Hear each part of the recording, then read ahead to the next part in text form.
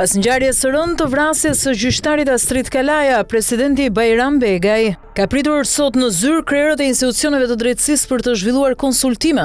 Në zyrën e Begajt ka mbërritur kreu i Inspektoratit të Lartë të Drejtësisë Artur Metani, kreu i Këshillit të Lartë Gjyqësor Ili Rusi, kreu i Prokurorisë Posaçme Altin Dumani, kreu i Gjykatës së Lartë Sokol Sadushik dhe kreu i Këshillit të Lartë Prokurorisë Mirela Bogdani. Bisedimet mes kreut të shtetit dhe aktorëve kryesorë të drejtësisë po zhvillohen në kuadër të përmirësimit apo të reformimit rregulloreve për sa i përket çështjeve të sigurisë në gjykata. Këto takime e të tjera që priten në vijim vijnë pas vrasjes së gjyqtarit Astrid Kalaja në sallën e gjyqit në gjykatën e apelit teksa po ushtronte detyrën e tij. Pas vrasjes së gjyqtarit Kalaja në sallën e gjyqit, debati që dominoi opinionin publik dhe solli akuza edhe mes institucioneve ishte pyetja se kush është përgjegjës për garantimin e sigurisë në gjykata. KLG publikoi shkresat me policinë e shtetit ku në bazë të një VKM-je të vitit 2010 i kishte kërkuar masa për garantimin e sallave të gjyqeve me policë. Sipas KLG-s, policia e shtetit aktualisht ofron shërbimin e saj vetëm me një punonjës në hyrjen kryesore ku lëvizin palët dhe publiku. Por një VKM e vitit 2020 ngarkon me përgjegjësi Këshillin e Lartë Gjyqësor dhe Këshillin e Lartë Prokurorisë për hartimin e politikave për rregullin dhe sigurinë, përkatësisht në gjykata dhe prokuroritë e vendit. Elementi më i rëndësishëm në këtë VKM është punonjësi i sigurisë,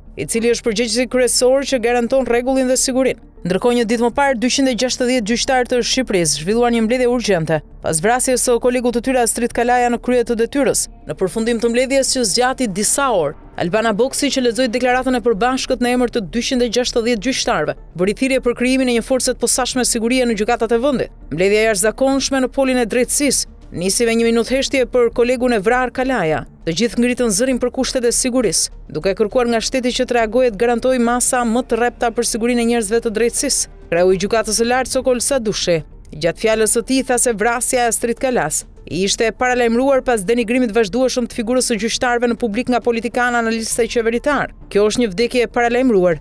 Prej vitesh gjyqtarët janë bërë shënjes të refyerjeve, kërcënimeve dhe denigrimeve. Në vend që të mbrojë pavarësia e gjyqësorit është goditur autoriteti i tij. Në vend që të ndërtojë respektin ndaj drejtësisë është nxitur përbuzja ndaj saj, tha ai.